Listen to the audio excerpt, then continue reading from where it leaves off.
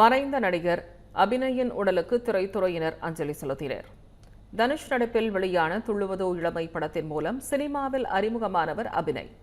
இவர் ஜங்ஷன், சிங்கார சென்னை, பொன்மேகலை உள்ளிட்ட படங்களில் நடித்துள்ளார். இந்நிலையில் கல்லீரல் நோயால் பாதிக்கப்பட்ட அபிநய் சிகிச்சை பலனின்றி உயிரிழந்தார். அவரது உடல் சென்னை கோடம்பாக்கத்தில் உள்ள வீட்டில் அஞ்சலிக்காக வைக்கப்பட்டது.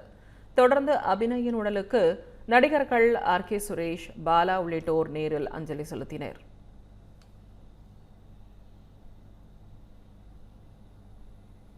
இதையடுத்து பேட்டியளித்த நடிகர் RK சுரேஷ், அபிநய் நிறைய கஷ்டப்பட்டு விட்டார் எனவும் அவரது ஆன்மா சாந்தியடைய வேண்டும் எனவும் கூறினார். ஒரு நடிகன் அனாதையாக போகக்கூடாது என்பதால் குடும்பத்தில் ஒருவனாக வந்து அஞ்சலி செலுத்தினேன் எனவும் தெரிவித்தார்.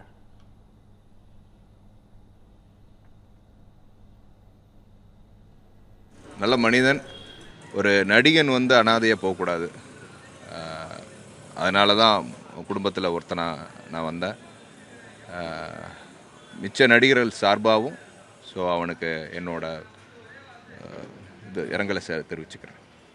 இது சிறிய நடிகரா பெரிய நடிகரா அப்படின்னு கிடையாது. அப்படி பார்த்தா ஒரு மிகப்பெரிய நடிகைங்க அவங்களுக்கு வந்து யாருமே வராமல் அந்த காலத்திலே நடந்திருக்கு.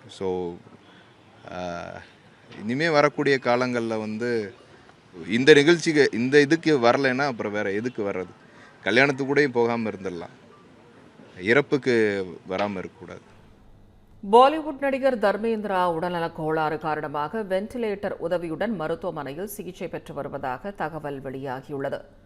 பாலிவுட் திரையுலகில் பழம்பெரும் நடிகரான தர்மேந்திரா மூச்சு திணறல் காரணமாக மும்பையில் உள்ள பிரீச் கேண்டி மருத்துவமனையில் கடந்த 1ஆம் தேதி அனுமதிக்கப்பட்டார். இதனையடுத்து மருத்துவர்கள் அவருக்கு தொடர் சிகிச்சை அளித்து வந்தனர். இந்நிலையில் அவரது உடல்நிலை மிகவும் மோசமடைந்துள்ளதாகவும் வென்டிலேட்டர் உதவியுடன் சிகிச்சை அளிக்கப்பட்டு வருவதாகவும் தகவல் வெளியாகியுள்ளது. இதனையடுத்து தர்மேந்திராவின் மகனும் நடிகருமான சன்னி தியோல் தனது தந்தை வென்டிலேட்டர் சிகிச்சையில் இருப்பதாக வரும் செய்திகள் வதந்தி என்றும் அவர் தீவிர சிகிச்சை பிரிவில் மட்டுமே இருப்பதாகவும் தெரிவித்துள்ளார்.